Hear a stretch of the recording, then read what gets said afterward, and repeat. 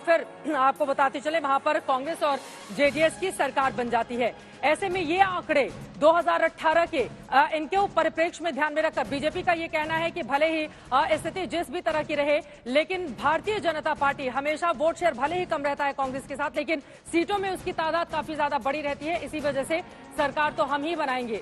अब बीजेपी के नेता हार मानने को तैयार नहीं है। और अब जहां यहाँ पर मैं चाहूंगी कि यहाँ पर आपको दिखा रहे हैं पिछले 5 चुनावों के जो आंकड़े निकलकर सामने आए हैं, जो रिजल्ट रहा है वो आपको दिखा रहे हैं। 2004 में आप देखिए, 2004 में भी हंग असेंबली बनी थी। उस समय भी किसी भी पार्टी को पूर्ण बहुमत नहीं मिला था। कांग्रेस पार्टी को 65 सीटें मिली थी, भारतीय जनता पार्टी को 79 सीटें मिली थी, जेडीएस को 58 सीटें मिली थी और अन्य को 22 सीटें मिली थी। ये 2004 का आंकड़ा है, जब हंग असेंबली की स्थिति में जेडीएस की लॉटरी लगी थी और जेडीएस ने वहां पर पहले कांग्रेस के साथ और फिर कांग्रेस को छोड़कर बीजेपी के साथ अपनी सरकार बनाई थी। ये 2004 का आंकड़ा है। 2008 की बात करें, इतिहास में पहली बार भारतीय जनता पार्टी के लिए दक्षिण के किसी द्वार से इतनी बड़ी खबर निकलकर सामने आई थी और 2008 में भारतीय जनता पार्टी को सबसे ज्यादा 110 सीटें मिली थी। 110 सीटें यहां पर, जिसके बाद येदियुरप्पा को मुख्यमंत्री बनाया गया। हालांकि बार बार फिर वहां पर मुख्यमंत्री बदला भी जाता रहा, लेकिन 2008 में बीजेपी ने सबसे ज्यादा सीटें 110 हासिल की थी। दक्षिण का द्वार उसके लिए खुला था। लोकसभा के नतीजे भी उसके बाद उसके लिए फेवर में आए थे, खासतौर से अगर हम कर्नाटका की बात करें। और इसी के जरिए बार बार अपने इस गढ़ को मजबूत करने में भारतीय जनता पार्टी लगी रही थी। 2008 उम्मीदों वाला साल रहा था भारतीय जनता पार्टी के लिए। 2013 में यहां पर आप देखेंगे कांग्रेस पार्टी ने शानदार प्रदर्शन किया था। 122 सीटों के साथ 40 पर रह गई थी बीजेपी, 40 पर अन्य दल। और आपको बताते चले यहां पर येदियुरप्पा बीजेपी से अलग हो गए थे, जिसके बाद नुकसान काफी ज्यादा भारतीय जनता पार्टी को उठाना पड़ गया था। यही कारण रहा कि बीजेपी के कई नेता 2013 का एग्जाम्पल देकर ये बता रहे हैं कि देखिए हमारे लिए स्थिति बहुत खराब नहीं रही थी। ये 2013 का आंकड़ा 122 सीटें कांग्रेस पार्टी ने हासिल की थी और फिर अपनी सरकार बनाई थी। सिद्धारमैया बने थे मुख्यमंत्री और लंबे अरसे के बाद ऐसा हुआ, सिद्धारमैया ने 5 सालों की अपनी पूरी सरकार चलाई और बार बार मुख्यमंत्री बदलने की नौबत नहीं आई थी। यहां पर 2018 के आंकड़े अब आपको दिखा रहे हैं। 2018 यानी कि 5 साल पहले 80 सीटें कांग्रेस पार्टी को मिलती हैं, वोट शेयर उसका ज्यादा रहता है। बीजेपी 104 सबसे बड़ी पार्टी बनकर निकलकर सामने आती है। 37 सीटों पर कुमारस्वामी की जेडीएस रहती है। पहले येदियुरप्पा आनंद फानन में सरकार बना लेते हैं 104 सीटों के साथ, लेकिन जब बहुमत इकट्ठा नहीं कर पाते हैं 113 के आंकड़े को, तो फिर उनको इस्तीफा देना पड़ता है। फिर उसके तुरंत बाद यहां पर कांग्रेस पार्टी सक्रिय हो जाती है। सोचिए 80 सीटों वाली कांग्रेस पार्टी ने 37 सीटों वाली जेडीएस को समर्थन देकर कुमारस्वामी को कहा भैया आप बन जाइए मुख्यमंत्री। कुमारस्वामी बन जाते हैं मुख्यमंत्री, लेकिन उनकी सरकार ज्यादा समय तक चल नहीं पाती है, टूट फूट शुरू हो जाती है। और उसके बाद बारी आती है बीजेपी की। फिर बीजेपी वहां पर सरकार बनाती है, येदियुरप्पा बनते हैं मुख्यमंत्री। कांग्रेस और जेडीएस के कई नेता टूटकर शामिल हो जाते हैं। भारतीय जनता पार्टी में मौजूदा आंकड़ा उसका 118 का है, जबकि 104 सीटें उसको मिली थी 2018 में। लेकिन अभी 118 सीटें हैं भारतीय जनता पार्टी के पास। अब वो सीटें किस तरह से क्या रिपीट हो पाएंगी या फिर कांग्रेस पार्टी बाजी मार ले जाएगी, ये देखना महत्वपूर्ण है। और यहाँ पर आपको दिखा रहे हैं अलग अलग तटीय, करावल तटीय के आंकड़े 2018 के।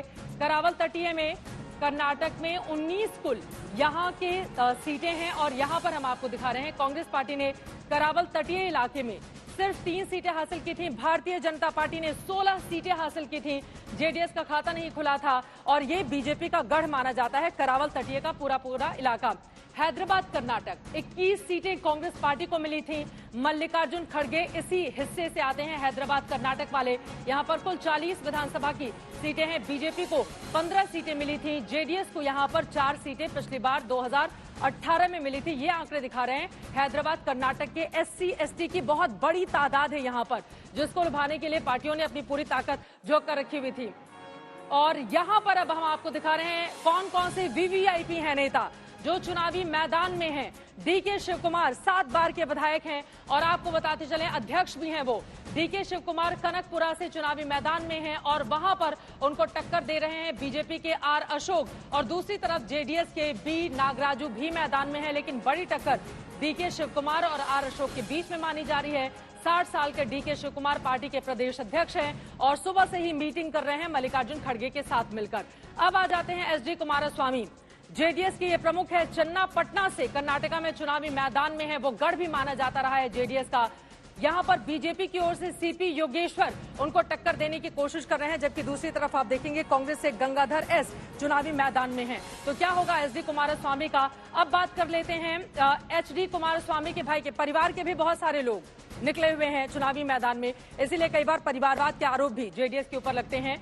एचडी रेवन्ना जेडीएस से हैं और वो कुमारस्वामी के भाई हैं। उनका क्या होगा? आज भविष्य उनका भी तय होना माना जा रहा है। सिद्धारमैया कांग्रेस पार्टी के नेता, पूर्व मुख्यमंत्री, 5 सालों तक 2013 में जब सरकार बनाई थी उसके बाद 5 सालों तक वो मुख्यमंत्री बने थे।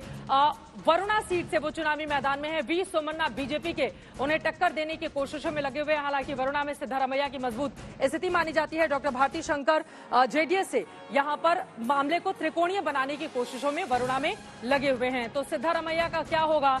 हालांकि सिद्धारमैया डीके शिवकुमार के बीच में मुख्यमंत्री की कुर्सी को लेकर भी अगर नतीजे कांग्रेस पार्टी के फेवर में रहे, एग्जिट पोल के आंकड़ों को माना जाए, तो एक अलग तरह की यहां पर रस्साकशी भी देखने को मिल सकती है। और यहां पर हम आपको दिखा रहे हैं चिकमंगलूर, कर्नाटका का ये हिस्सा, बीजेपी के राष्ट्रीय महासचिव वहां से चुनावी मैदान में। और अब सबसे बड़ा चेहरा बीजेपी का मौजूदा वक्त में बसवराज बोम्मई बीजेपी से हैं, शिगांव से चुनावी मैदान में है। कांग्रेस से पठान यासिर खान उनको टक्कर देने की कोशिश में, शशिधर ये लीडर जेडीएस से हैं, लेकिन माना जा रहा है बसवराज बोम्मई की स्थिति शिगांव में काफी ज्यादा मजबूत है। आपको बताते चले कि लिंगायत समुदाय से आते हैं बोम्मई और येदियुरप्पा को हटाकर फिर उनको मुख्यमंत्री की कुर्सी सौंपी गई थी। सिद्धारमैया वरुणा सीट से चुनावी मैदान में है और इस वक्त अपूर्वा मेरी सहयोगी जुड़ चुके हैं सिद्धारमैया के घर के बाहर से। वहां पर तैयारियां कैसी चल रही हैं? डीके शिवकुमार तो मल्लिकार्जुन खड़गे से मिलने जा पहुंचे हैं, आंकड़ों को लेकर, नतीजों को लेकर बातचीत हो रही है। सिद्धारमैया अभी कहां हैं? क्या वो भी मीटिंग में जाएंगे?